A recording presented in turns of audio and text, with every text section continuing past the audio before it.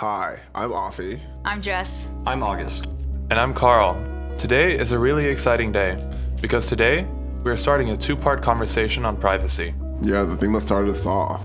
Almost omitted. We almost didn't have an episode on this until we realized it was such an omission that we had to make an episode. Yeah, and Afi, I remember in the first episode, you mentioned this, that privacy was the founding issue, the galvanizing issue.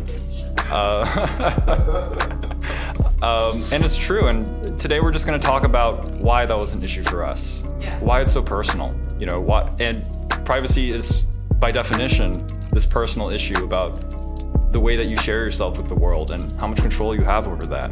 It's an issue of privilege and power, and it's also just about your basic health, mental health, your sanity.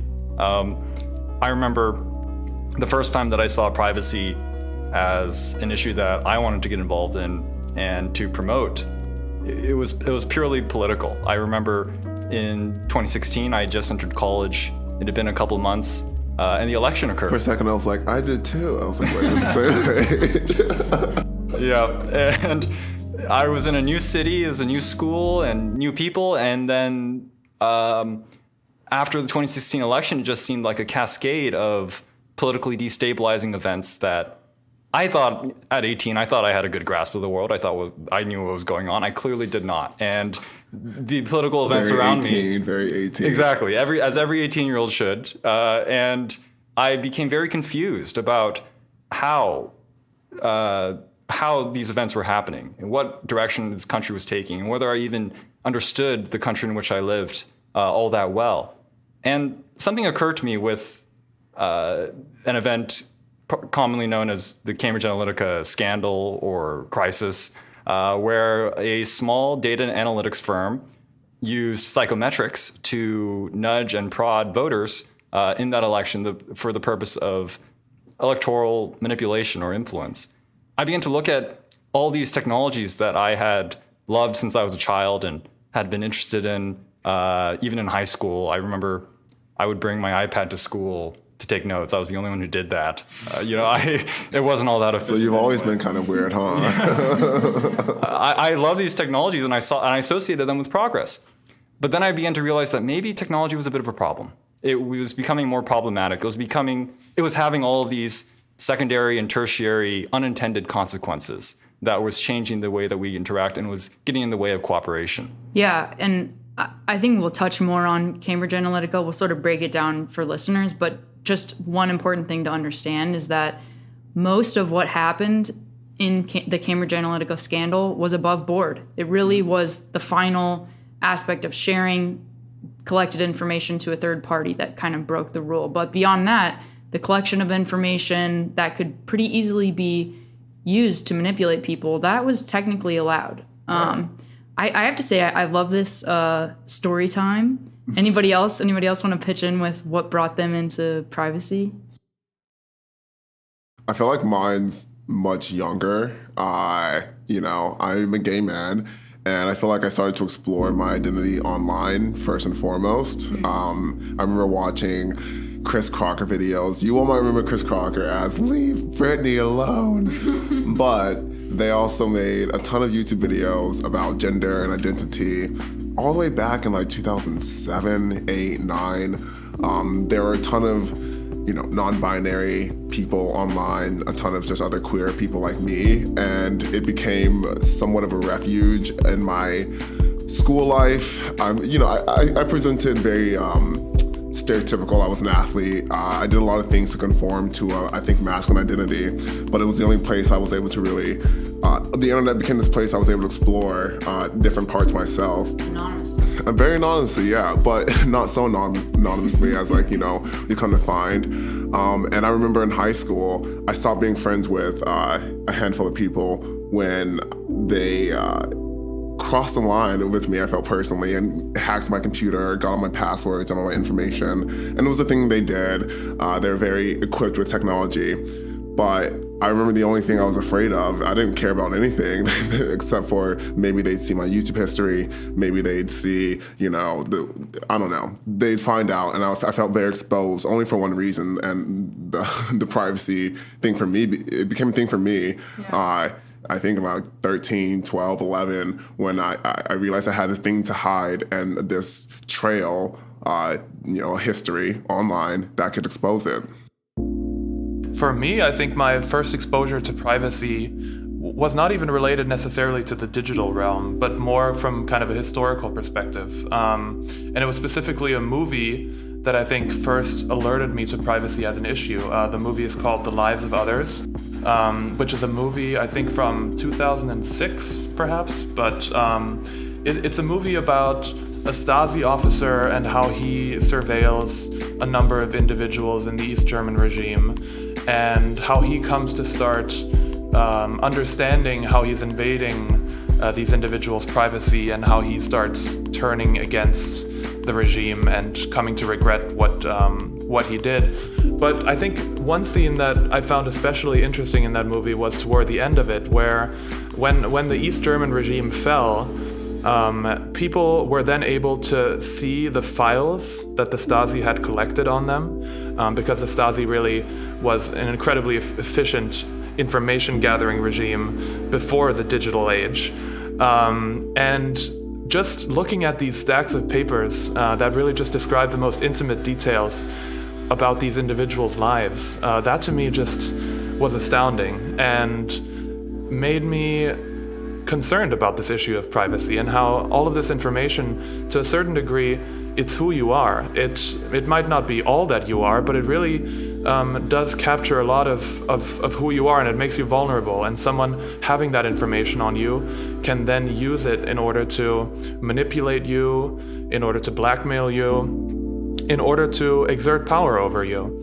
And so I think that's how I first became interested in privacy. And if I could just say, Carl, it's worth noting that privacy has this long history. It's been an issue for people as long as they've considered themselves individuals, and as long as governments have kept filing cabinets. It's been it's always an issue of power. What about you, Jess? You're a privacy nerd. I think it started for me. So I was in college. I think I was taking this philosophy class about. It was like an intro to law philosophy. I don't know, but we talked about property. And there was an aspect of that was like property over your home and what that means in terms of privacy. Like where does property begin? How do you acquire property? But also like how do you maintain it? And the right to exclude somebody from your property was really about like what does it mean to own yourself? And like what does it mean to have the ability to exclude other people from information about yourself or insight into your personal life? And like where do you have walls that belong only to you? And I realized, like, reading some of these treatises, and these are like important treatises. I mean, they've been used in debates about like reproductive rights, like they've established like the privacy of someone's home and what happens inside someone's home. But at the same time, as I was studying this, I was like all over the internet. I was on Snapchat, I was on Instagram. I had already given up Facebook, I think just because I didn't like the aesthetic of the platform, probably. Thought it was annoying. But like, I was like broadcasting so many aspects of my life, like what I had for breakfast. And like, it's because everyone was doing it. But I just remember this day feeling like all of a sudden, like I had personally really invaded my own privacy, like nothing was just my own. It almost felt like the moments that were most private, which is when I was alone, was when I was craving connection with other people. And so I never had those like moments alone. So I took like a long hiatus from social media. I feel like I've like kind of come back like hesitantly, but I think just our generation's impulse to share and I think overshare really is what interests me most sociologically about like the concept of privacy. Dude, we're like the same, because from my freshman year of college until I got back to law school, I was no longer really on social media. I like made a point. I felt like I'd given too much myself. And not to get too heady, but I listen to Duncan Trussell's podcast sometimes, and he's very much into vibrations and spirits and all this like really, all that weird stuff. That's kind of fun sometimes. And he was talking about how giving away of your soul, that, I don't know, it really stuck with me, this idea of just giving all your stuff out there in a way that can be used and manipulated in the ways that you were saying, Carl. I don't know, it's really, I've thought about that a lot in these privacy talks. Yeah, I think we're lucky as Americans. We haven't been well, we felt like it was a safe place to share, and we also don't have like this long history of surveillance to the extent that other countries do. So maybe we were more naive. I mean, I remember my parents, like, when Facebook started being a thing, being like, nothing that you put online will ever go away. And I was like, yes, it will. Like, you don't understand how to use whatever, the internet. But like, they're right. No, exactly. They were right. And like, I think we can, as a society, decide to engage with it to a limited extent. But I think a lot of people don't think that far ahead in terms of what they're going to do online. And just hearing all of our stories of how we first found the issue of privacy, Jess, you said it was property. Carl, history. Afi, personality and sexuality. And for me, it was politics. And all of these kind of show how multidimensional privacy is, how much it's a layer over all aspects of our lives. And it makes me think about that seminar that started all of this. It was called Data, Privacy, Property, and Security. And the point was that privacy is all of those things, depending on where you are and what you're doing and what your goals are. I'm trying to think of a universal way to describe privacy, and actually I think that might be a pointless exercise, because so much of a privacy is just control of ourselves, our own autonomy, how much respect we should give to ourselves, how much respect we should demand from others. Yeah, I think in that class we were introduced to that Harvard Law Review article, The Right to Privacy, by Brandeis and Moore, and I think that was in like the 80s or 90s they published that, and they defined privacy as the right to be let alone. Yes, and that was over 100 years ago. And that was when privacy, at least in terms of jurisprudence, was very different than it was today. It was based on the original tort of privacy. That was almost very much about your home, about people looking into your backyard. It's interesting to see how that kind of doctrine evolves when we now live in a world where in a digital environment, everything you do is traced. You're constantly leaving background indicators of your actions, of your thoughts.